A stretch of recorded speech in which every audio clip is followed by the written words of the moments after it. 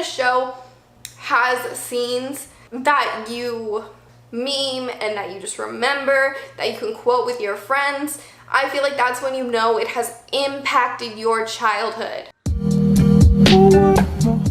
Hi everyone, my name is Bianca and welcome to my channel. In this video I'm going to be ranking iconic children's TV shows. First things first, if you want to follow me on Instagram where I post fashion and lifestyle and beauty content, then follow me there.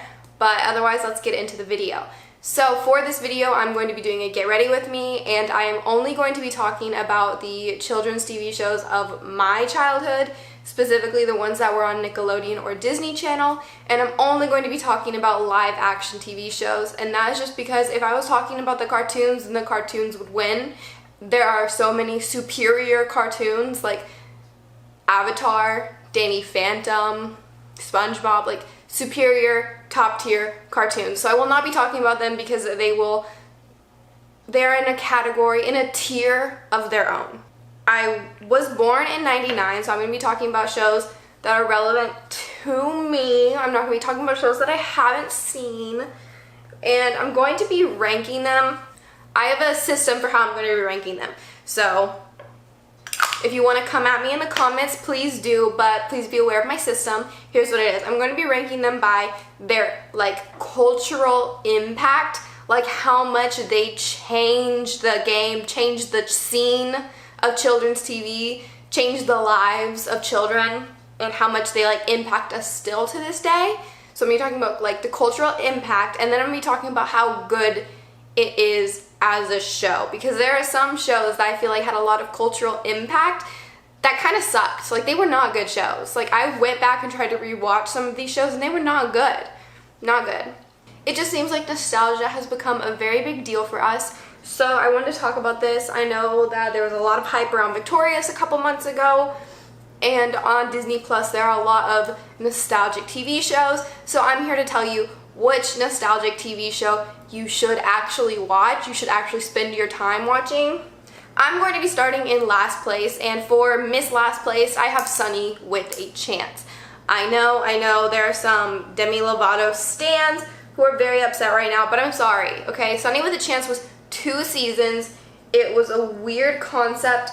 It wasn't funny, and it had no impact. There was no impact to Sunny with a Chance. Camp Rock had impact. Demi did what she needed to do in Camp Rock, but not in Sunny with a Chance. I'm sorry.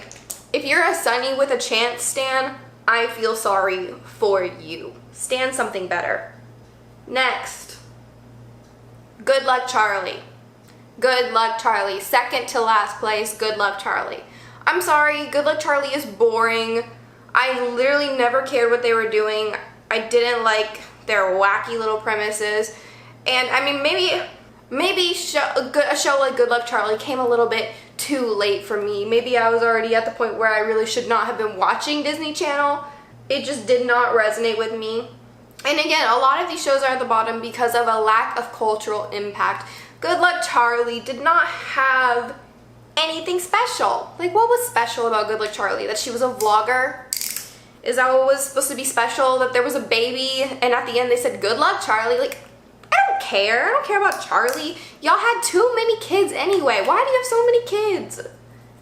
So many kids, and they're all so annoying. Third from the bottom, we have Ant Farm. Okay, so Ant Farm is another one that maybe I was just a little too old when Ant Farm happened, when Ant Farm was a big deal, because to me Ant Farm wasn't good. I don't remember liking Ant Farm, I'm sorry. The premise was kind of like the premise of Ant Farm was kind of like the Victorious premise, where you have a school where you have special kids at a school, except they were young kids and they were really gifted, right? They were all geniuses, which is a really cool idea, but I don't remember really what happened. I don't remember anything really big. I feel for the other shows, there are moments in the shows where I remember, Hannah Montana, the Jesse versus Cody. Was his name Cody? I don't know, because I rooted for Jesse.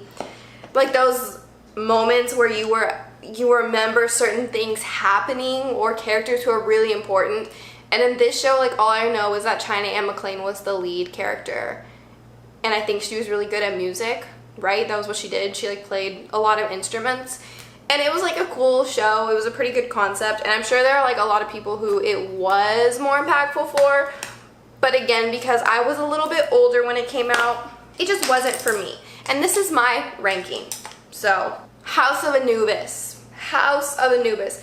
This one, for some of y'all, might be a buried memory. Some of y'all might not remember Miss Anubis, but I remember Miss Anubis.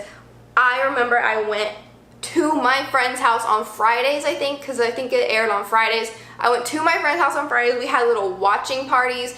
It was gripping. It was a mystery. That was my entire, like, I don't know, 6th grade, 7th grade, something like that. That was what I did. It was iconic. It was a telenovela, but for little kids. It was so good. It kept me on the edge of my seat. But like looking back on it though, the reason it's low on this list is one, I think because it's a buried memory for some people. It doesn't necessarily have the impact as Hannah Montana or something else. So the reason is because of that, and also it went really downhill, I think, at the 3rd season, if I'm remembering correctly. I remember the 1st season was really good, and I recently saw Alex Myers, I don't know if it was a new video or an old video, but he was talking about House of Anubis, and it was like, it brought back so many memories rewatching that first episode as he was like doing his video, his commentary. It was good. House of Anubis was good, and I was so into it. It had such a different feel than other children's TV shows, because other children's TV shows are not made to be mysteries like this was. Like, they just aren't. It was just a different experience, and it's something that I think is lacking in the landscape of children's TV. And I don't know why, because I think they did pretty good. It was kind of like a teenage show watered down so that it could be a children's show, I feel like. House of Anubis was an event. It was a time period. It was an era of children's TV that I think has not ever been done again or done before. Like, it was just, it stands alone as something very different and very special, and that's why it is where it is. Next, some people are gonna get mad about this, but I have my reasons, and if you want to debate my reasons, then go into the comments, please. But I am putting Hannah Montana here. So it's pretty low. It's pretty low for a show that has a lot of cultural impact. Because here's the thing, I remember going to a Hannah Montana concert when I was a kid. I remember going to Libby Lou and getting dressed up with the wig and the little fake microphone, pretending to be Hannah Montana. I was a Hannah Montana stan. I had her music on my MP3 player and I listened to it and I liked it. So why is Hannah Montana so low? Hannah Montana would actually be lower if not for the cultural impact, but Hannah Montana was not good. I tried to rewatch it because I actually really wanted to rewatch the whole Jesse, again, I don't know his name, is it Cody? The Jesse plot line where she had to choose between the two guys, because I was like, oh my god, that's so iconic. I want to rewatch it. I want to remember why I was so upset about this when I was a child. Because I really don't remember what happened. I just remember that one of them was like a good boy. One of them was like a bad boy. One of them was like good. And then I think the good one like cheated maybe. He like kissed another girl. I don't know. I knew it was dramatic and I wanted to see it. And I wanted to relive the experience. I wanted to know. Because I really don't remember that much about it. Also, didn't the kid who played Jesse, I feel like he showed up on iCarly and his name was also Jesse. But that might not actually be true. I do know there was a guy named Jesse who showed up on iCarly, who Carly dated for a little while, and then he was obsessed with Beanie Babies. That was weird. But iCarly was a weird show, so it's okay. Okay. So, Hannah Montana is so low on this list. It is number 10 on this list because it's boring. I tried to rewatch it and it was boring. It was awkward. It wasn't funny, and I know that this is for children, okay, but I rewatched Phineas and Ferb, and that show was amazing. Like, I rewatched the entirety of Phineas and Ferb, and it was absolutely amazing, and I would highly recommend that you go watch Phineas and Ferb, one of the top tier cartoons. Hannah Montana, on the other hand, is also made for children, probably children around the same age or maybe even older, and it's boring. It's so bad. It was awkward. It wasn't funny, and I watched, I think, to the 2nd season, and I know shows like tend to get better later on, but I couldn't get through it. Oh, and that's another thing. I rewatched Wizards of Waverly Place recently too, like the entirety of Wizards of Waverly Place, and it was good. It was really good. So I was really disappointed in Hannah Montana. I was really disappointed that it just wasn't good, and it was not nearly as good as I remembered. That's what it is. It's not nearly as good as I remembered. For a children's TV show, it's fine, but I rewatched a lot of children's TV shows because I'm a weirdo, I guess, and it wasn't good enough. It did not meet my standards. So that is where we are. And if you know who Hannah picked, if she picked Jesse or the other guy, please let me know, and I really hope that she picked Jesse. Okay. Number 9. Number 9 is Suite Life on Deck. Suite Life on Deck is pretty low because it is the later spin-off of The Suite Life of Zack and Cody, and it's still impactful. There were still good characters, but we lost some really important characters like Esteban Julio Ricardo Montoya de Rosa Ramirez, and yes, I can't even say my own last name correctly. I know. Okay, we lost him. I feel like we lost some other people. I think their mom was gone, and their mom was actually really good as a character.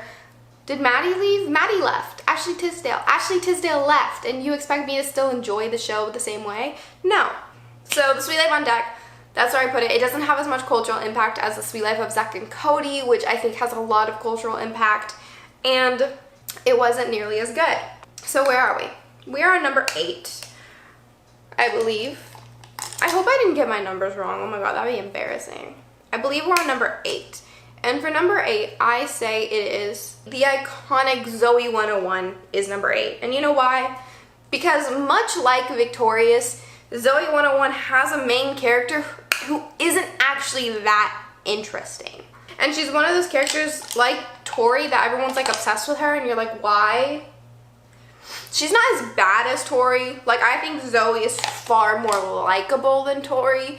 Tori, as we have all established since rewatching Victorious a few months ago, sucks. She's just the worst character. She's so boring. But Zoe isn't that interesting either. So Zoe 101 gets a pretty low rating in my book, but Zoe 101 has really interesting side characters, and it was a really good show. Also, I was thinking of talking about Ned's Declassified School Survival Guide. I would rank it above Zoe 101. That's me personally. I didn't talk about it because I don't think it's that popular of a show. But me personally, I would actually rank it above Zoe 101 because I loved it. It was really extra and funny. And to me, it was a show that had more to it than Zoe 101. Ranking number 7 is going to Austin and Ally. Now, for some of y'all, Austin and Ally might be a little bit too new of a show, I think. I don't know. For me personally, I probably should not have been watching Disney Channel when Austin and Ally was on, which is why I didn't see the entire show. I wasn't watching it. I don't know all the plot points. I don't know everything about it. But Austin and Ally was a good show. It was a good show. And what's his name? Ross Lynch? He was talented. He was talented and nice and cute, and he's still cute. And it was a good show, and I really wanted Austin and Ally to get together, pretty much from the beginning. It was very cute. And I love that Ally had stage fright, and her friends helped her get over it. I think it was just such a sweet show. I'm pretty sure it had good music. I don't know entirely, but I think the music was good. I really liked Trish. I didn't like their dumb friend, the Ginger. I didn't like him that much, but I did like Trish. That was her name, right? Trish. It's not the most culturally impactful show, I will admit that. If this ranking was alone based on cultural impact, it would be lower. It would. But this ranking is my ranking based on what I think and what I like, and I think it should be higher. Ranking number 6 goes to Miss Raven.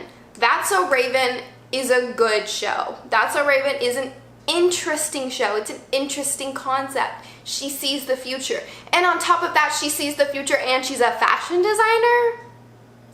That's great. That's excellent. The only thing I didn't like is that she was a fashion designer, but the clothes were always ugly. But the clothes on every Disney Channel show are ugly. Ugly. They don't know how to dress children. I don't know if that's still true to this day, but when I was growing up, the clothes were ugly. I mean, when I was growing up anyway, the clothes we wore weren't that cute, but the ones on the Disney Channel shows were just awful. Just awful. So that was the only thing about that, but it was a really good show. And from what I've learned about That's So Raven off of Twitter, it is actually a show that like really paved the way for other Disney Channel shows. It really is a good show. It has a lot of cultural impact. Raven had a lot of cultural impact. She was one of the Disney queens. You know, she was a cheetah girl and she was That's So Raven. So That's So Raven is a pretty top tier show. The only reason it's kind of low in my ranking is I haven't rewatched it and I don't really remember it. So maybe this is kind of like an unfair shot to Miss Raven because I don't know if I would rank it higher if I had watched it more recently. But I haven't watched most of these shows recently also. The ones that I've watched recently, I tell you. So this is based a lot on like my childhood memories. And Raven was also a little bit of an older show for me. So I feel like I didn't watch it as much as some of the newer shows. But it was good. It was a good show. Raven did what she had to do. She began an era of Disney Channel. That's what it was. She began a whole era of Disney Channel, if I'm remembering correctly. I just remember that Raven has a lot of impact and we need to give her credit for that. Okay, so now we're into the top 5. We are into the top 5 people. The top 5. And who do I have in the top 5? Number 5 is Victorious. I know. Victorious with Tori, the star Tori, the person that no one likes. How can Victorious be in the top 5? Here's how. The music, the characters, and the recent cultural impact. I would argue that Victorious does not have a lot of cultural impact back when it was actually airing, but ever since it came on Nickelodeon, it has had a lot of cultural impact. It has become a big deal. There was a time when my YouTube recommended was filled with videos that were all just talking about why Tori is terrible, why she is the worst character ever, and why we hate her. And it's true. Also, it's true. We hate Tori. And when I say we hate Tori, I'm not talking about Victoria Justice, even though there's that whole meme about her. It's not what I'm talking about. I'm talking about Tori, the character. She's boring. She's not even boring. She's annoying. Okay, like if Zoe is a little bit boring, Tori is annoying. She is so annoying. She's always causing problems. There was that time when she like sprayed cheese on Kat and her ex-boyfriend because they were kissing, but Kat had like asked her for permission if it was okay that she date the guy, and she didn't even like know that was her ex-boyfriend when they started dating. So Kat was totally in the right, you know, and Tori goes and like sprays cheese on them because she's upset. And like, she was just annoying. She didn't belong there. And I know she's supposed to be like, we're supposed to view the world because none of us go to Hollywood Arts. So we're supposed to view the world through Tori's eyes, and we're supposed to see what Tori's seeing, and then like that's how we learn about it, right? That's the idea. And that's what you do in a lot of shows. You have one person who you view the world through. But Tori just didn't belong. Like, she just did not belong there. She was so boring. And despite the fact that Tori was boring and also she didn't have the strongest singing voice, so she shouldn't have been the lead. Tori should not have been the lead of the show. Like Ariana Grande or the girl who plays Jade West should have been leads, and Tori could have been like a quirky side character because Tori didn't have the voice to be a lead. Like, no offense to Victoria Justice, she has a good voice, but like there were so many other stronger voices there.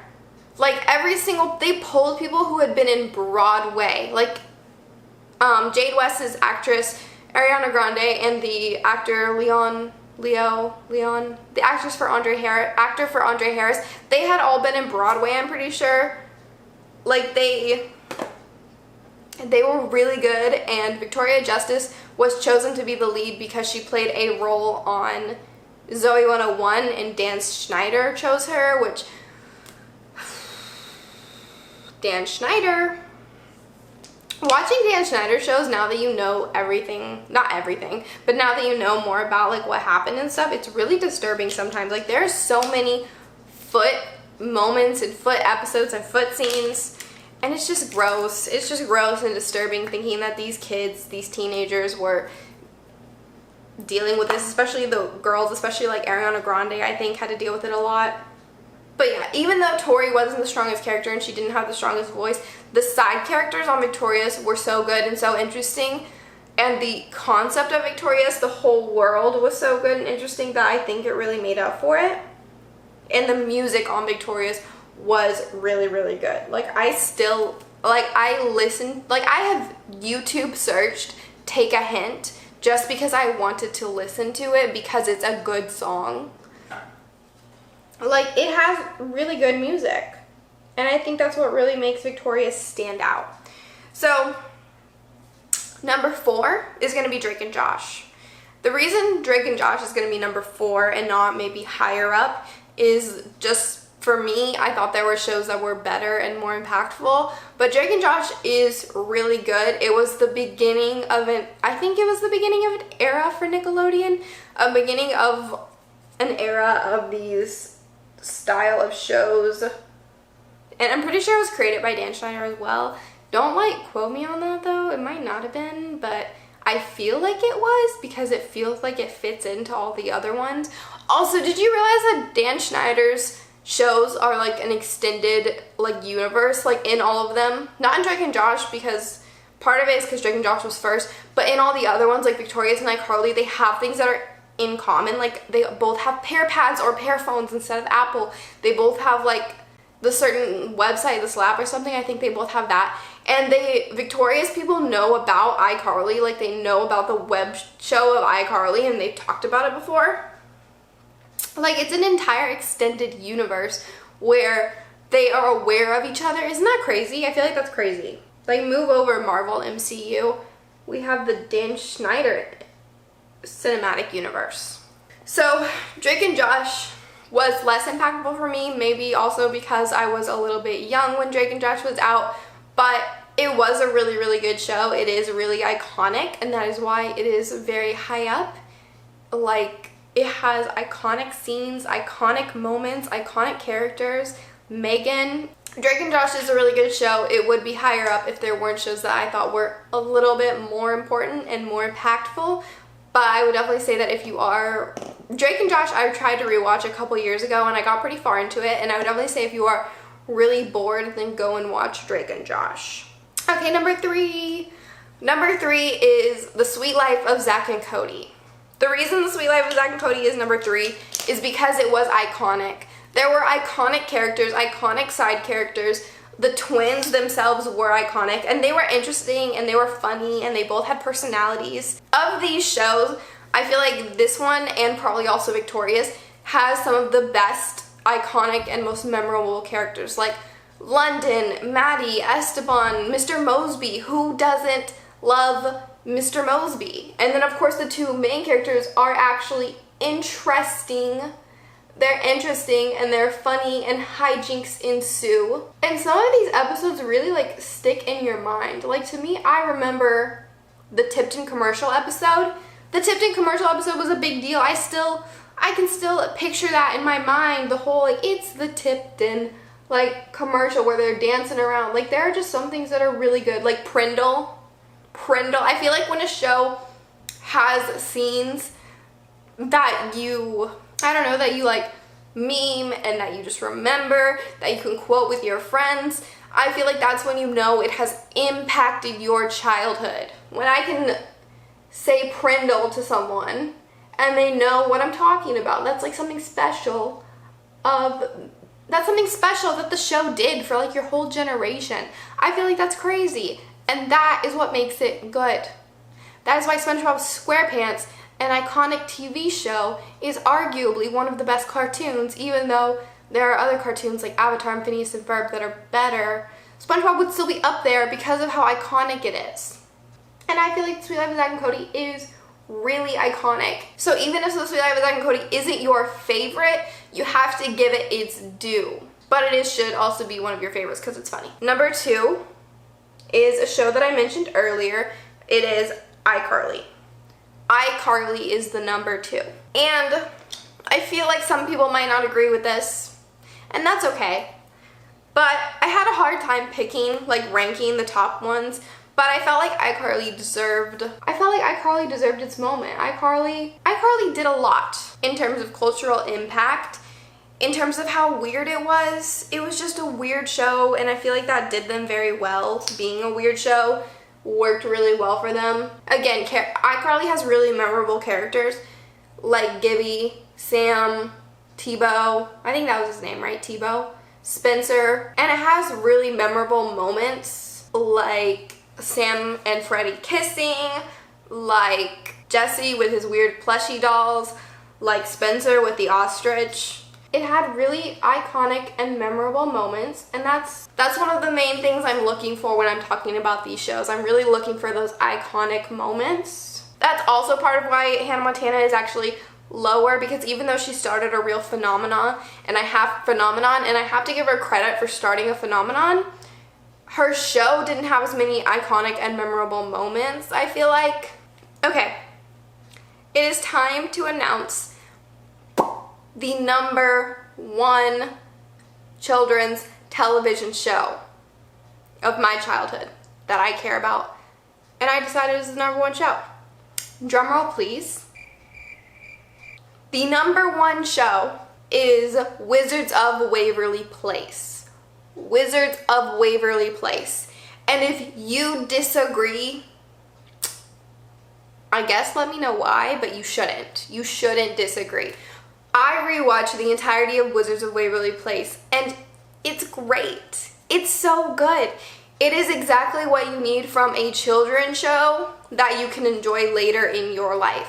Like, there is no reason why you should dislike Wizards of Waverly Place. It's fun. It has good characters, iconic scenes, iconic moments. It's fun enough to be a children's show, but it's like, it has enough of a plot and it has enough of actual meaning and whatnot, and it's not super cringeworthy to be enjoyed when you are older. So I would definitely say if you're looking for a show to watch on Disney Plus, then you need to watch Wizards of Waverly Place. Like, and I know we don't like Miss Gomez. I know she's like, I think like one of the most hated people in the world, I'm pretty sure. I don't know. She gets a lot of hate. I know we don't like Miss Gomez. I know we don't believe that she can sing.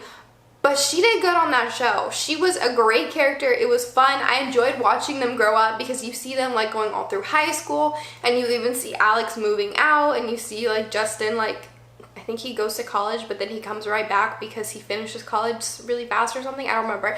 You see all of them growing up and changing, and that's really good too. And then at the end, the finale is the wizard competition, which I honestly don't remember the first time that I watched the show, because I probably missed the finale because I was probably older by then, but the finale of the wizard competition is really good. It's really touching. I really enjoy it. You see Alex and Justin, their brother and sister relationship really grows.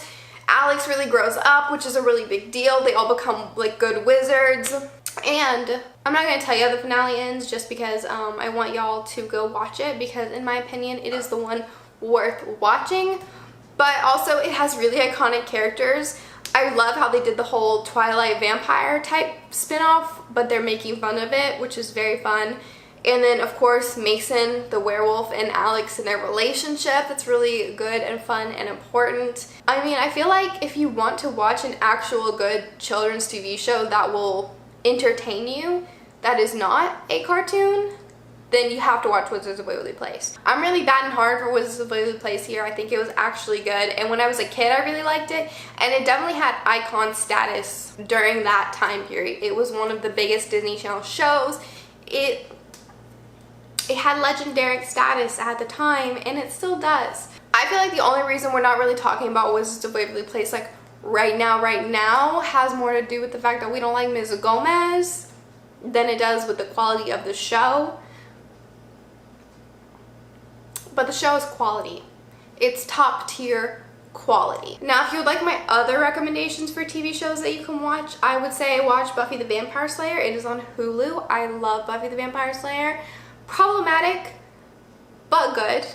Problematic feminism, but it's a good show. Phineas and Ferb. Watch Phineas and Ferb. Watch it. And what else? Lucifer. Watch Lucifer on Netflix. Really good show. So Wizards of Waverly Place is the #1 children's TV show. If you do not agree with me, tell me in the comments why, but you're not gonna change my mind. I was really thinking about this. You're not gonna change my mind because all of these other shows, they're not the same. they're just not the same. They don't have the same level of quality. They're not the same tier as this show. Even though they're impactful, they're not the same when you're actually watching them, I feel like. So that is it for this video. Thank you so much for watching. Please be sure to comment your own ranking down below so I can tell you why you're wrong. And please be sure to like and subscribe. Bye, y'all.